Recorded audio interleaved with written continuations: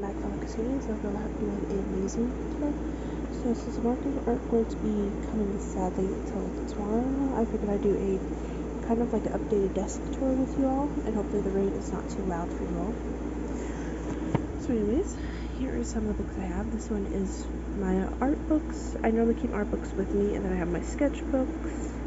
I have my binder, I have my books all up here, and I have my Bob Ross book. They do have watercolor ones, but I haven't had time to go get it. And it basically is a whole bunch of challenges for you to do, stuff about him, all kinds of stuff. So I do want to try to get it done. I have my Switch controller with me normally, close. Here's where I keep all my calligraphy pens, my needlewear eraser, which I'm always losing this. And I highly recommend these. They're only like $2-3, but they're so worth it. They're really good, and I love how they just erase away everything. I keep my pencil case here, which you see is very sparkly. I have my sticker sheet and washi tape, so I was going to use that for a video. Haven't done it yet. And then over here, I keep all my liners, scissors, palette knives. And I think this is supposed to be like for when you're sitting on your, like for a laptop desk, but I typically it's supposed to use for like a laptop, but I found it works really well for our supplies. And here are my desk buddies. I have him, and then I have a My Hero Academia character. I always keep a bottle of water with me. I always keep a bottle of Clorox wipes, and here's all my midliners, highlighters, markers, my blending brushes and sponges for my charcoals, my books, markers, snacks and stuff. I just go from there. And then I have all these vintage art books I want to go through with you. So this one is about, I guess, all about a student's book of oil painting, and I love going through old vintage books, especially if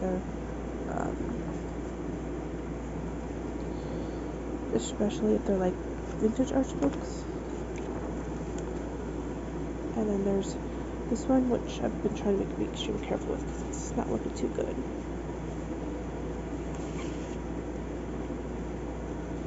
It is Sketching in a Pencil by Arthur L. Gupta.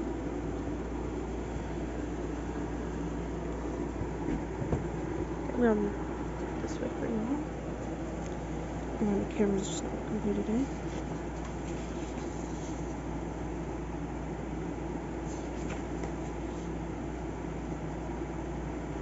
And it has all about sketching outline, architecture, all kinds of stuff. I'm trying to make sure I keep good care of it because it's not looking so good, but it's doing good for the most part. And then, sorry about that. And then I have this, which was my most prized book. It has, I love Fullmetal Alchemist. It has literally all of his stuff.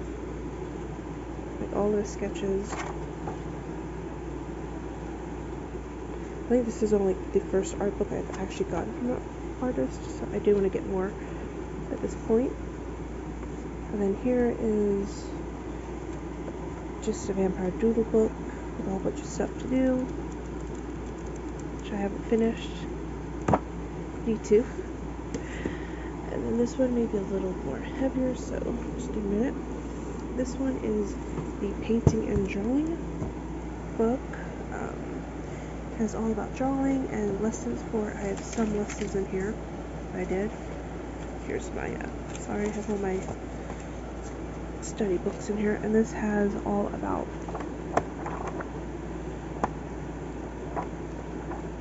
studying, learning about how to get better artists and stuff, which is always a good thing. Always. So this one's a little heavy. And then I have another one that's all about Michelangelo. Sorry, my voice sounds weird. My work with allergies. And it has painting, sculptures, architecture. And I always thought the way he's some sculptures were really interesting. This is the only edition, has all of his works. And like, you can literally like feel it almost. I don't know if you can see that close. It's like painted on, I think. It has everything about all of the stuff he's made. Can't really show that because YouTube. But has all of his statues explaining more about it. I'm wondering how they got it to look so realistic. I'm just saying. 4 statues of the Piccolo Colony altar. I don't know if I'm saying that right. Then it has these where they'll open up. And it's kind of like interactive almost, it feels like. Because you're literally, actually opens up to literally a whole page.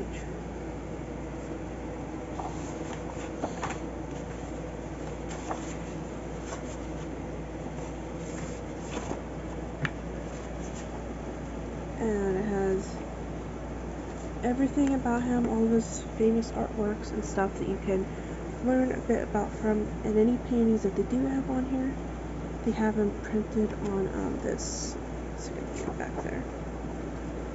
On like this, feels like painting paper, I guess, is the close way to put it. And it basically shows you the color and the non-color so you can get kind of better on your classical art.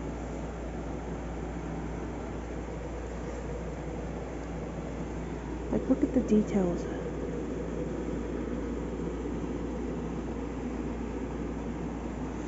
Like, that just amazed me. Okay, that may be a little terrifying. But it has literally everything in it, and it's always been interesting to me. And I have one more book to go over with you all, and it is based on the Renaissance. The Renaissance is always an interesting period for me because I love learning how they made art supplies and how they did paints back then. Like, one of them, which Ray Dizzle, Super Ray Dizzle on YouTube, was explaining how it was literally made off the mummies, like dead people.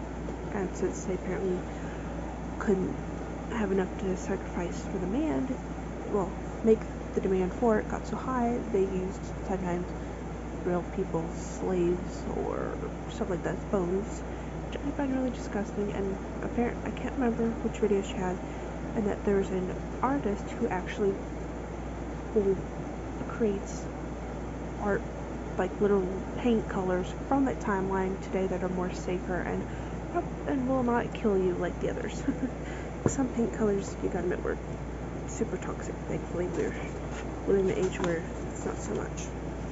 And this has everything about the Renaissance. I do gotta admit that some of the Renaissance paintings are either terrifying or really creepy. And you've gotta admit, some of us have all seen memes from them, which this has all about Marco Polo's. It has everything from, here's a little bit about him.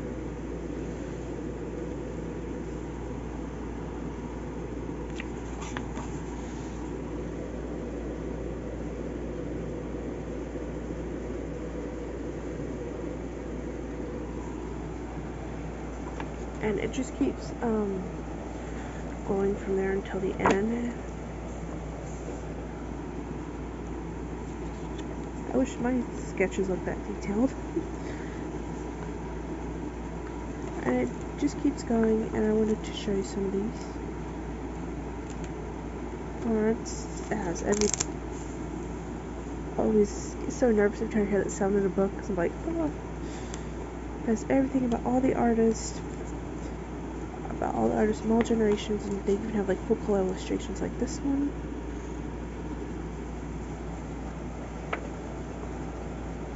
There's everything from different kinds of artists that are really well popular in the Renaissance period.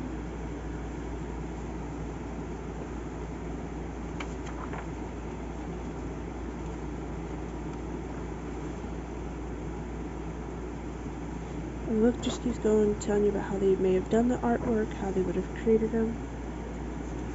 And here's, I can't really read that, but I'm guessing it's an artist's study work. It has Builder of Milan, And look at the architecture like they had back then. That's just amazing.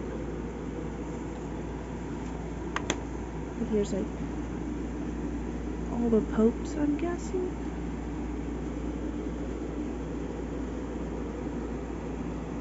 Yeah, it's Gallery of Popes.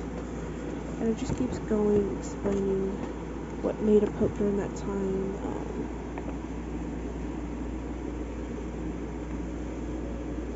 I can't read that, but if one of you viewers can, let me know down below what it says. Loco, I think it means crazy. That's all I know.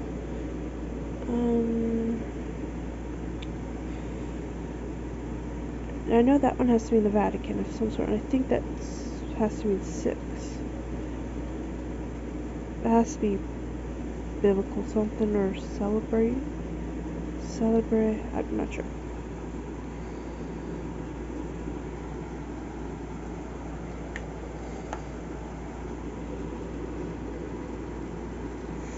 And it just keeps going until the end, and I was just amazed by this book.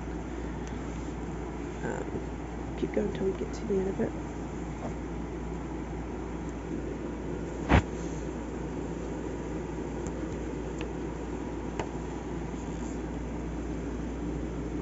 If you know what this says, let me know down below.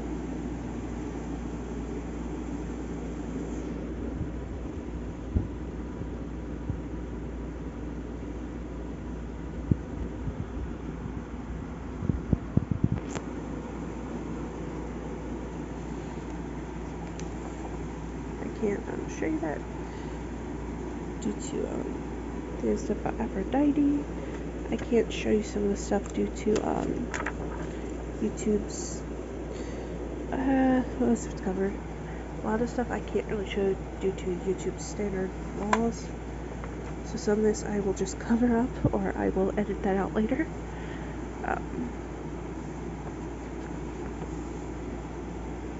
That looks terrifying. I'm just saying, that's terrifying. And it basically just keeps going about each character and each person, how they're created, how each person was painted. I can't really show much of this because, yeah, I thought this was amazing.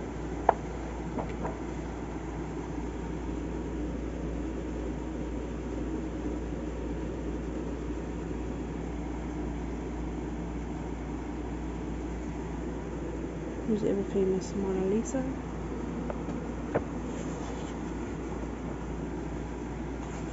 And it's basically talking about the English Renaissance, so forth, as a little bit about them, and the book ends.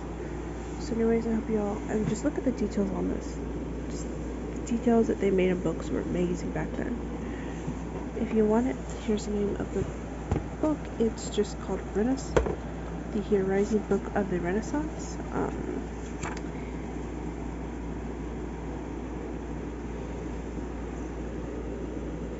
If you want to know about it, if you're an artist would like to know more about it. Anyways, thank you so much for watching, and I'll probably have an unboxing of the art markers when they come on my Instagram, NicoleChan23. I am trying to be extremely more active on that. I'm trying my best to be more active on it, but I'm going to try to get better at that. Anyways, I hope you all have an amazing day, and see you this Saturday for a live stream.